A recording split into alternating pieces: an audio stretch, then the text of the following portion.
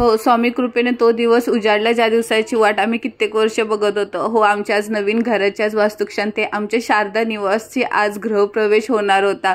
नंदूबाईने हळदी कुंकू लावलं, पाय धुतले, अंगावरून दहीभाताचा मुटका वळून टाकला। जी काही आपली रूढी परंपरा होती ती सगळी स्वामीदादांनी सांगितल्याप्रमाणे नंदूबाईने आम्ही करत होतो। त्याच्यानंतर आपल्या संस्कृतीत साळुत्याला सुद्धा मान आहे। पूजा झाल्यानंतर वर्षभर साळुता घ्यायचा नसतो, म्हणून आम्ही 2-3 घेऊन ठेवलेले आणि घरामध्ये तांदूळ, उंबरट्यावर तांदूळ टाकून पहिलं पाऊल आम्ही घरात टाकलं। आमच्या पाठी नंदूबाई सुपामध्ये साळुता घेऊन आणि 5 सवासण्या डोक्यावरती मंगल कलश घेऊन आणि कारभाऱ्यांच्या हातामध्ये सर्व आमचे दैवत होते ते सर्व घर दाखवायचं होतं। त्यांना सांगायचं होतं की ह्या घरामध्ये म्हणजे या वास्तूमध्ये तुम्ही वास करा, आशीर्वाद द्या। आणि सुवासनी तर सगळ्या हसत होत्या, त्यामुळे त्यांना बघून असं वाटत होतं की खरंच हा मन प्रसन्न आहे आणि आमच्या शुभ कार्याला सुरुवात झालेली आहे।